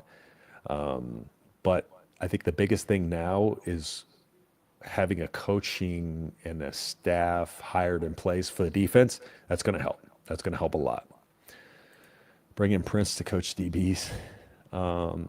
Silly stuff. All head coaches try and go with the guys they know for a good reason. Yeah, especially one that's about, developing. You got to have guys that you trust to develop. But again, Satterfield, stuff like that.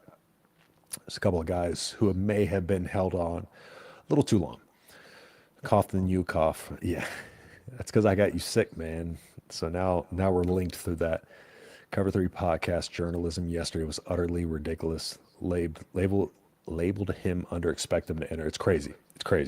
It's wild that I have had to even put that out and talk about it on a video and put it out on X that he's not leaving, because you don't know to trust anymore. Used to, you could look to your ESPNs, your 24/7 sports, those bigger platforms with the bigger, more reputable journalists, and those would be the guys you could trust and knew the information. That is no longer a thing. It's just people trying to get clicks, people trying to get views, people trying to start conversation. Nobody knows how to trust anymore in this kind of space. With Broaden's ties to the chief, Braden Strice, I'll be curious to see if he brings in Mahomes or any of them to work with our players in the offseason. Mahomes and Raiola already worked together in the offseason. But Dawson Merritt's dad is the DB coach over there. And I watched Boston College this season a little bit, a little bit. That game against Boston College, it's going to be physical. It's going to be cold, but it's going to be a real physical kind of slug it out type of game. The D-line coach has ties to the Chiefs. I wonder if he brings any of them in during the offseason to work with our guys. Bring him over to David Merritt, Dawson's dad. Tried to, but did not see them beat Florida State in the very first week 0 game. How many wins next year? We're a long way away from that. We'll get into that as we get closer to the season and get our players. Is Nebraska interested? Yes. Williams Nwarni, I already talked about him earlier, but yes, 100%. I think Nebraska's very much in play there. Yeah. It's all about clicks. Don't think it's real until it's actually announced. It is, unfortunately. Run, pass. Boston College, pretty good at tight end passes from what I've seen. Yeah. They're one of those, I mean, it's a chance to get revenge on Bill O'Brien for me as a Texans fan. So I'll take that. Hey, appreciate you, BA. For those who don't know about the BA Coaches Show, be sure to check him out. Also, you see Ken in here from Generation Red podcast. I'm hearing this echo. It's still hard to talk with this echo. But Gen Red Pod, they do great stuff. Check out their stuff over there. X's and O's from BA. And then Ken kind of has BA on as well and covers a lot of everything in terms of Husker related, Best Studio, and Husker podcasting over there. So Boston College lost their starting quarterback. Well, he had already been replaced. He had been replaced before, was it Syracuse that they played? About 4 games left to go in the season. That's why he transferred out, because he had already lost his starting spot. But yeah, the other quarterback that they brought in, I believe he was a FIU transfer. So yeah, he had some struggles, but he got a little better as the season went along. But I think Nebraska's going to be okay in that game, but we'll see. Jamar Mosey, yes, he played with Isaiah and was coached by Jamar over at was it Lee Summit, Missouri, I believe. Ahmad Hardy, we're out on him. As soon as we brought Emmett back, the only reason we were looking at Ahmad Hardy was because Emmett was leaving. Once we kind of, a couple days before Emmett announced, things had been worked out behind the scenes with Emmett to come back. And at that point, we stopped pursuing Ahmad Hardy. We can't increase, NIL on one and then go after a guy like Ahmad Hardy, who's the number 1 running back in the portal, and try to have all those players fighting for playing time, so especially when Emmett's going to be the guy next year. So who are the top recruiters on this staff? You look at, Phil Simpson's an excellent recruiter. I think we got great recruiters top to bottom, but then you also think we got a couple guys, that just came in that haven't really had a chance to recruit a lot. Butler got to prove himself a little bit as a recruiter. Snow can recruit, but I don't think he's going to be really to worry about that too much. Rule, of course, can recruit. Dykel Shorts, the wide receiver coach, he's a really, really good recruiter. And for those that don't know, Dykel Shorts also played at West Virginia under Dana Holgorsen. And so a lot of continuity there in terms of that as well. Dykel Shorts, that's another guy who Rule's not buddy with. Dana wanted that hire. So Mosey, yeah, I should have mentioned Mosey. Mosey's definitely a top recruiting option. I did a full video on him and kind of his background and what he did and the type of players he developed to work with when he was over at Lee Summit, Missouri. And Mosey is going to be a big part of working with these skill position players and recruiting and keeping a lot of these guys here. Players want to play under him. He could show Emmett breakaway speed. All right, I'm not going to be here for any Emmett slander. Okay, not doing on Emmett. Favorite back since Amir. I love Emmett. He's like my favorite player on this team. Is there any talk about the turf for the bowl game? I mean, there's still a game the Huskers can win. Could be a winning season. With everything that's going on, not really. I haven't focused too much on that, but it's going to be cold. Just know that it's going to be cold. If you're going out to the game, let me know. I'm curious to know if you're going to be out there. Probably a frozen. Yeah, exactly. It's going to be cold. It's going to be cold. Could Mosey be our DB coach? No, he's working with the offensive skill position players, and was last year as well. At least. Oh, I'm frozen. Okay, there we go. So I expect him to still be there with those guys, and coaching Isaiah and the rest of those guys as well. Are you going to the game? No. I live in Arizona and I got a cold, so I'm not built for that. I'm definitely not built for that. It's a baseball field. Yes, it is. It is. Those are interesting games with those baseball fields. Butler's a good resume. Great resume. Great resume. And that's why I try to tell people not to judge him. That's why I went through it earlier. Tell people not to judge him too much on what happened here. Again, it was a situation that he was put into in July with a defensive back room that we knew didn't have a lot of depth, and then had a lot of injuries, or had injuries, and then players not live up to their potential or step up the way they should have, in terms of guys like Gifford. And so I think I that's why I was like, I never said I was out on him as a defensive coordinator. Specifically, what I said on here was I would have liked to just see more, but I understand why we didn't. I think it was just the passing defense was so bad that it left a bad taste in people's mouth.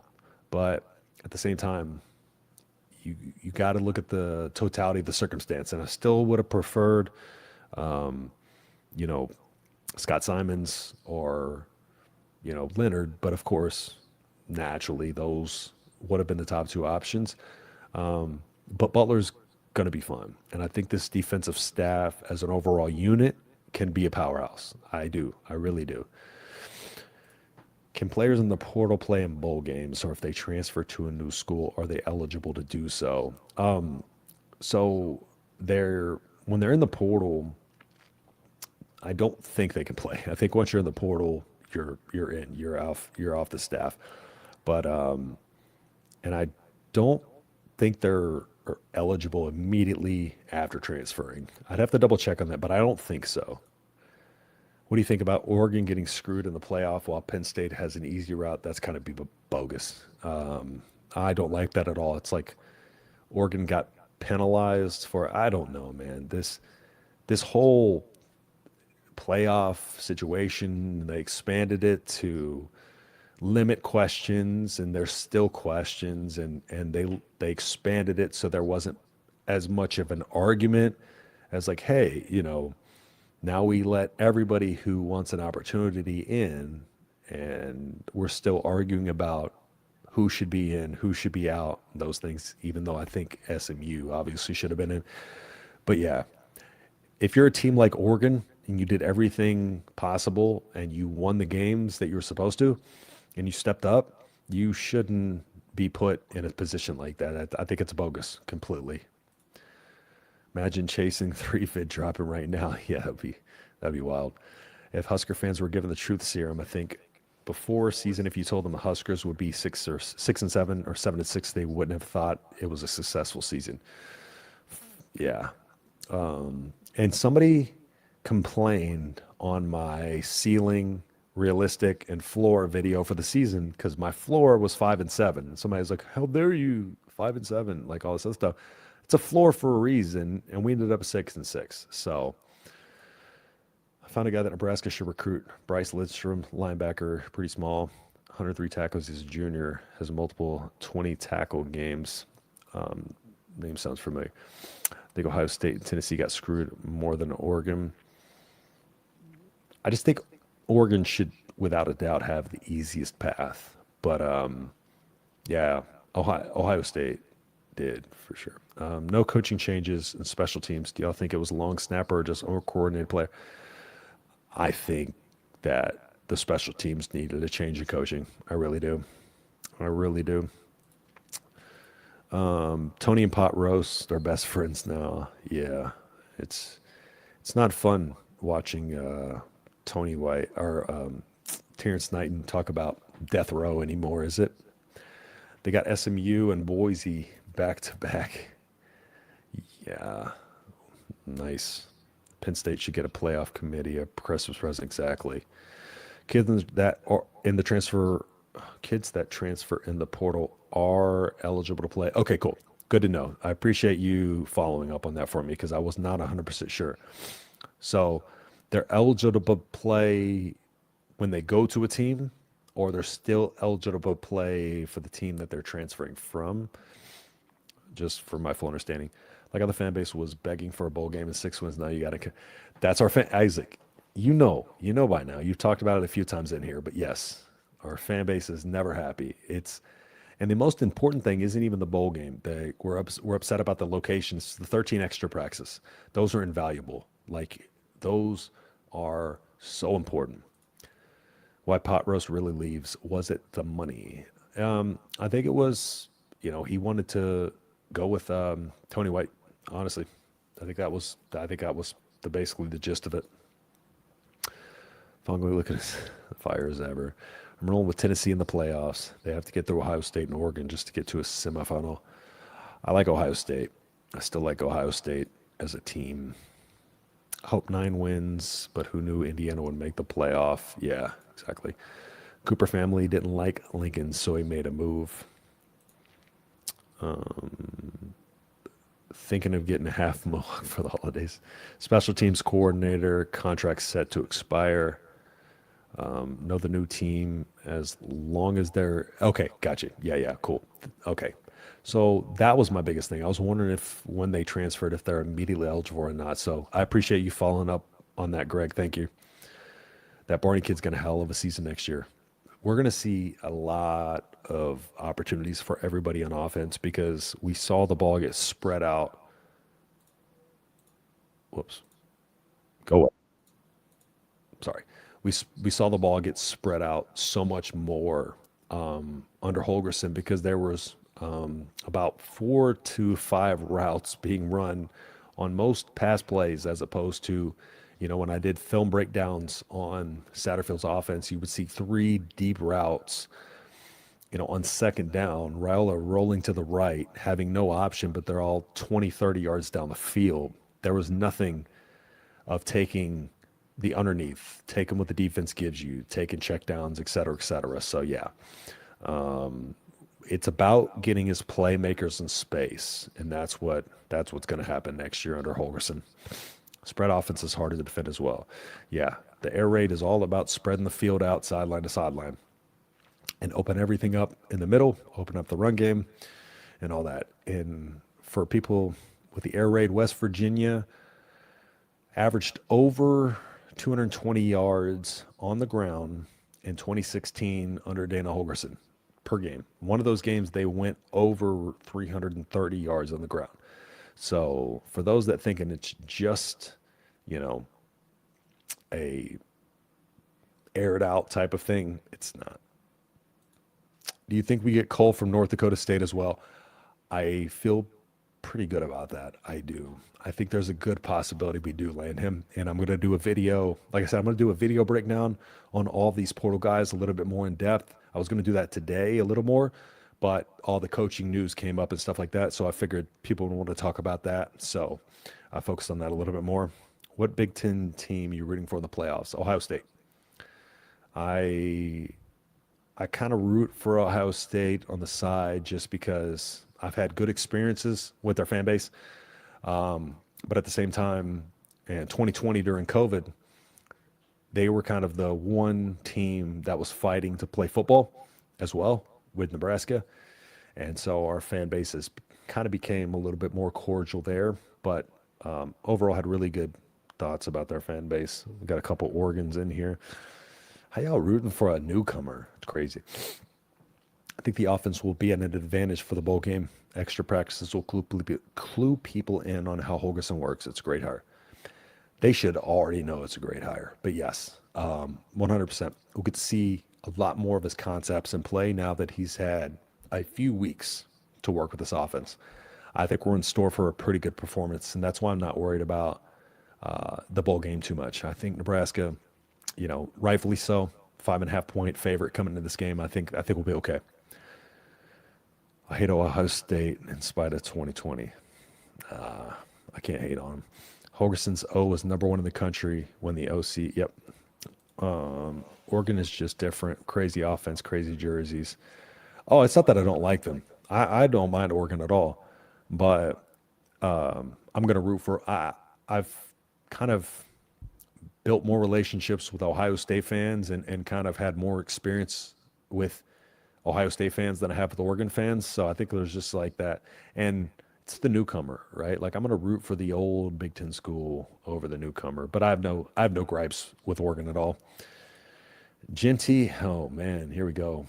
Are you talking about Hunter? Oh yeah, Hubbed. Here's what I'll say on this. Hunter's going to win the Heisman. Naturally, you see the voting or the odds, of course, are crazy in his favor. I've said this kind of throughout the season. Hunter is probably one of my favorite players to watch in terms of just what he's able to do. But Genty is insane. Like watch his highlights, watch his game, and like his vision and some of the things that he does is just crazy. And the numbers he put up are absurd. And this is no knock on Hunter. I think Hunter is the best player in college football. But what Genty did is just hard to deny and overlook. So I think Hunter will win, but I think it should be actual 50-50 going into the ceremony. I don't think it should be, heavily favored by Hunter like it is at all. No. Arizona State as well. Yeah. Yeah, Hunter's going to win it. It should come down to the ceremony, and it should be a question in everybody's mind, but it's not going to be. See Rowland not moping around when Holgerson took command. You saw his feet calm down in the pocket. That was a big thing. Glenn Thomas preaches, calm feet equal calm mind, right? So he was seeing the field a lot better. He simplified his reads. Oregon is very fast team. If you actually know ball, yes, 100%, 100%. Boise is not anywhere near where Boise is without him. Genty, yeah. I mean, Boise's a good team, but there's a reason Genty puts up the numbers he does. And yeah, Hunter's got the best YouTube streaming gaming channel. Video game numbers. Any running back signees that are bowling balls like Dowdle. You talking about in this upcoming recruiting class? We got guys like Connor Booth, but like your Jamarian Parker is more so of a do-it-all type of guy. He's going to be your dual threat guy. He can make people miss. But I'll be doing a full film breakdown on him as well. But yeah, but not like Dowdle. Dowdle is very unique in the fact that he likes to jump over you or run through you. He doesn't try to go around you too much. BC had wins against Pitt, Syracuse, played Missouri, and SMU real close. Well, the thing about let's talk about this real quick. Missouri week 3, they lost to them by I think 5, 26-21, something like that. This is a completely different team than was there. Their starting quarterback changed, from October 5th to mid-November, they lost 4 out of 5. So that's early on in the season. You have Syracuse and Pitt a little later in the season, but that was, they switched out quarterbacks around that time. It's not overconfidence, but Missouri, them playing Missouri really close, and they played SMU 38-28. Take that for what you will. It's not an overconfidence. It's just I think Nebraska's going to be okay in that game. I really do. I don't think Boston College has the athletes. You think Dion goes to Dallas? No, I think he stays, believe it or not. I do. Boise isn't in the college football playoff without Genty. Yeah, good point. Very true. Hunter deserves it. Dude has played every snap of the game in multiple games. The conditioning, yeah. And not only that, he plays Colorado at altitude. What he does is absurd too. That's why I said I think it should be 50-50. I wouldn't be mad either way if either of those guys won it. I'm just going to say that. I think what they both do is incredible. I think there's a lot of biases against one, and but you have a good point. What they both do is incredible, and that's why I just think it should be 50-50 going into it, and I wouldn't be upset either way. It's all about Dion to give an 80-20 chance if he's offered. That would be a Dallas move. Exactly. Genty literally carries his team, bro. His average is a first down. His numbers are incredible. Dion got a lot of miles out of Hunter. I like 2,000K running backs, so I'm biased for Genty to win. Yeah, I understand that. I think Boston College knows how much Nebraska wants to win. If I was a Husker fan, I'd be confident. ACC sucks. Yeah, and just I did a breakdown on Boston College. I kind of went through their games, and the quarterback they brought in with four games to go, I think it was in the Syracuse game, he came out and threw 64%, 6 touchdowns to 2 interceptions. His season with the most playing time at FIU, he had 11 touchdowns to 11 interceptions with a little bit under 60% completion percentage. So it's not one of those things where, Nebraska's biggest kryptonite this year has been defensive backfield, and they don't have a guy that I think can really beat us with his arm. And I think that's where the advantage comes in. All cupcake conference. I love it. All right, guys, we're almost at 2 hours here. I appreciate everybody who's hopped in here. If you're still in here, if you don't mind dropping a like I said, it really helps me out. Sorry about the technical difficulties with my camera and having to jump into a Firefox tab and talk through an echo. So hope the show was still good. Again, thank you so much for everybody who's come on with the channel, rocked with the channel recently. I've gained about over 700 subscribers in the last 3 days. So thank you all so much for everybody who's come on and gave the channel a chance. And for all of you who had joined me in here every single week, we got one more Fongway. I don't really look at Nebraska's opponent. His question is, can Nebraska get out some way? Great question, Fongway. I guess we'll find out December 28th. We should know a lot more about the portal because it closes on December 28th as well. So I'm going to be here to bring you through all that. Got videos coming every single day. I'm going to continuously update y'all with everything in terms of portal. I'm going to go a little bit deeper into some of these players that we talked about today and some of the ones that potentially could be on the way, and update as we kind of have more people enter the portal, et cetera, et cetera. So stay locked in for all that. Make sure you have those notifications turned on. Like I said, drop a like, drop a comment. Appreciate everybody. Thank y'all so much. Thank you, Ken. Thank you, Isaac. Thank you, MD. Appreciate you so much. And like I said, I got that giveaway coming up soon. So y'all stay tuned for that. Some of y'all are really going to like, and like I said, it can eventually help out. Well, it will help at the university in terms of the NIL, in terms of what the product is as well. So stay tuned for that. Follow me on X at _H-Town Husker. And I'll have instructions there as well as on the channel. So with that being said, I will see y'all kind of in the next video. Probably we'll see if anything drops tonight into tomorrow, but I for sure have a video coming out tomorrow for y'all. So thank y'all so much again. Hit the like button. Yes, sir. We've seen this before. Coaches out of their friends instead of the best guy. You hopped in late with that one. We've discussed that, but you can go back and check it out for sure. Appreciate you hopping in here though. But again, yeah, thank y'all so much, and I will see you on the next video. Peace.